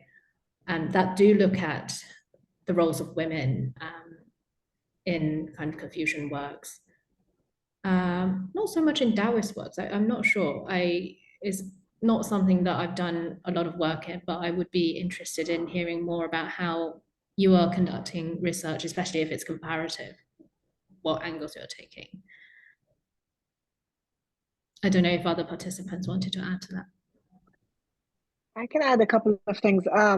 There's two questions here, the issue of sex and there's the issue of women or gender. Both, I mean, if you read the, you know, the Zhuozhuan is full of accounts of, I mean, full is a strong word, but there's a lot of accounts of anecdotal things about relationships and extramarital relationships. And things like that. In fact, Paul Golden has a book called Ancient Sex in Ancient China or something like that. I don't know what the book, something like that. So it talks about that. I think he, in my opinion, overdoes the importance of sex to the Zhuan or to these kind of sexual narratives. But my main point here is just so one.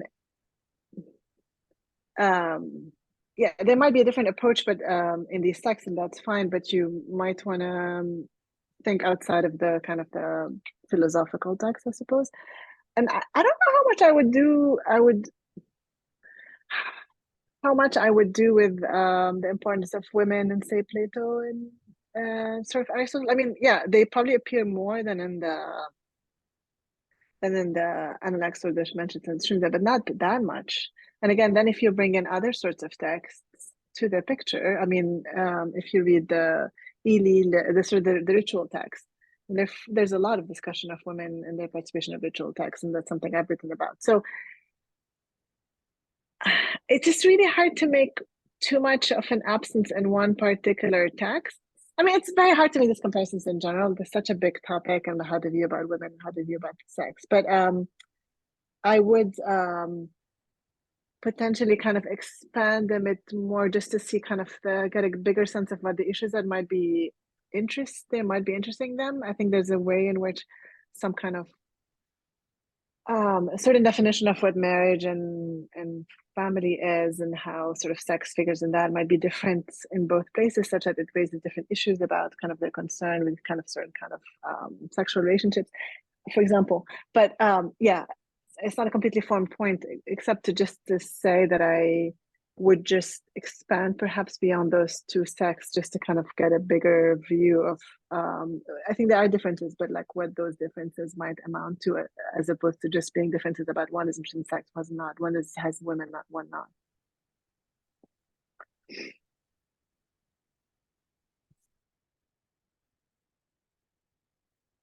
Great, thank you so much. I really appreciate it. And yeah, I don't want to take too much of the time from other commenters. So maybe I'll message you guys privately, but this is very wonderful. Thank you so much for answering the question. Thank you so much for your question, Lucian. Actually, I think some speakers actually speak in Chinese. So if you would like ask a question in Chinese, please never hesitate to do so, because it's very good opportunity for you to ask a question or to discuss with them. John, please. Thank you, everyone, for some really stimulating talks this morning. I'm John Lombardini. I teach at William & Mary, mostly interested in ancient Greek thought with an interest in Chinese thought as well. So my question I was wondering just of your thoughts on this topic in terms of the nature of the text that we're dealing with and the problems that might cause for kind of, or the issues that might raise for the act of comparison. I'm thinking here, I guess, specifically of the fact that most early Chinese texts are composite in nature, whereas most early Greek texts are not, right? Again, we can overdraw this comparison. Something like the Homeric epics are certainly probably composite in nature. You know, a text like Thucydides' History is unfinished, right? But generally, if we're comparing with Plato and Aristotle, at least kind of authentic Platonic dialogues, we know we have this author right there. We know that the text was probably composed in a way with a certain kind of consistency, right? And uniformity by a certain person, whereas that's much more, but that's generally not the case when it comes to early Chinese texts. And it's often difficult to kind of actually discern, even if they are composite in nature, who might have written which particular parts and in what particular historical context, with what particular purpose in mind. So, and just an open-ended question, I don't, wondering if that's something that figures into your thoughts on the methodology of comparative philosophy, specifically with reference to early Greece and China.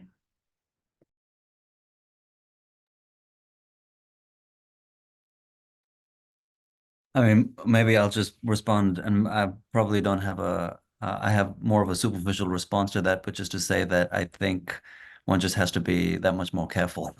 And you're absolutely right that there might be one will often be confronting that disproportionate situation in terms of authorship. But I think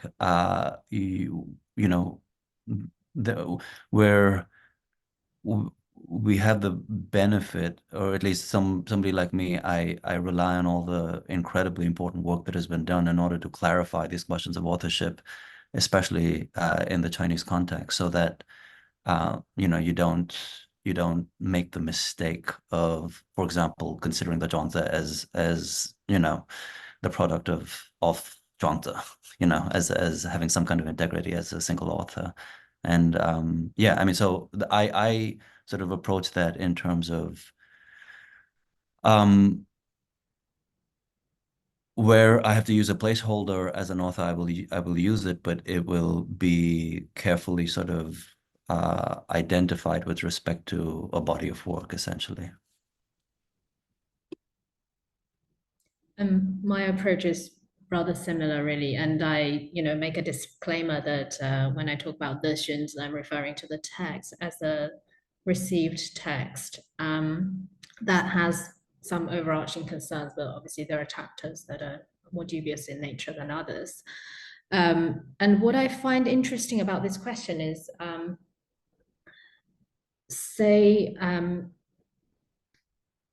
in terms of like the Xunzi isn't one of the most problematic ones. Say like talking about the analects, the different layers of the analects and its composition history.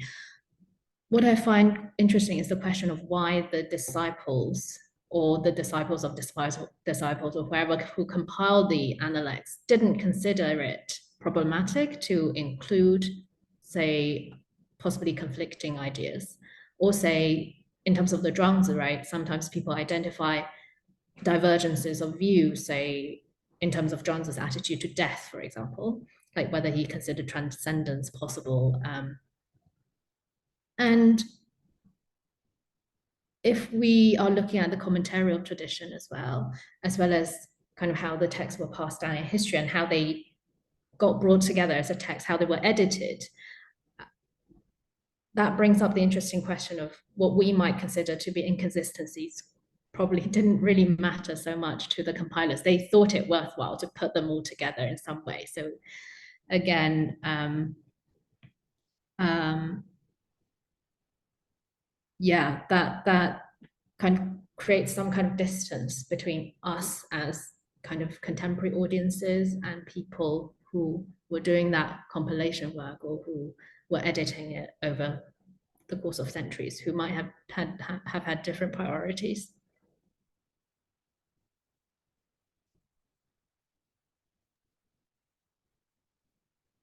Thank you very much. Lavanya, do you have anything to add?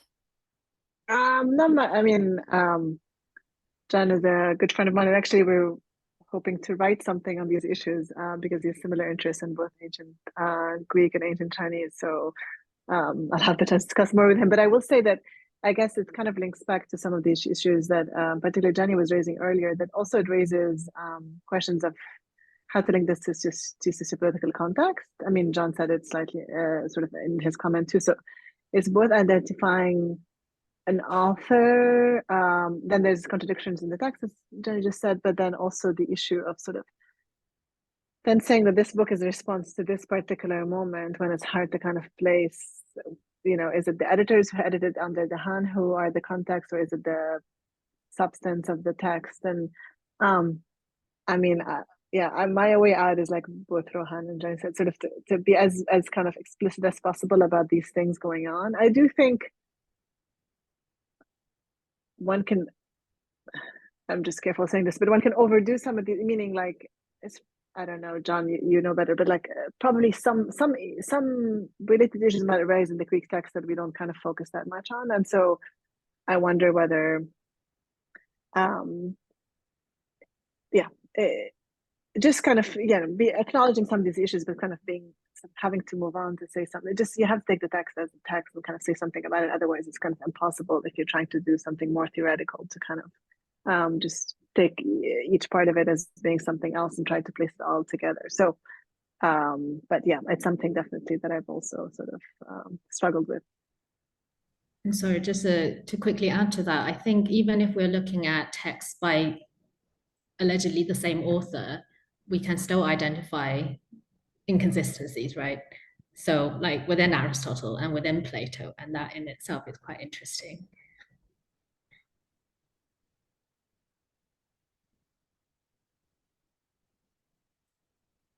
Okay, so thank you so much. I think each discussion with their own solutions. So I'm sorry.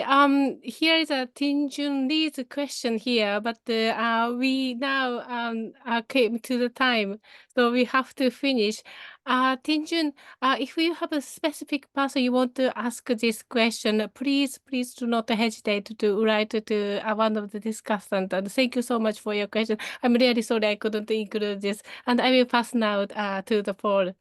Thank you so much. Oh yeah. Yeah, thanks everyone. That was really great. So I hope to see you guys again in our upcoming events. And yeah, thank everyone for listening, and thank you to all the presenters. And thank you, Yumi, especially Yumi. for your work. Yeah. Thank you so much. I really learned a lot Take care. today. Thanks, everyone. Yeah, thank you very much. Bye. Take care. Bye. Thank you too.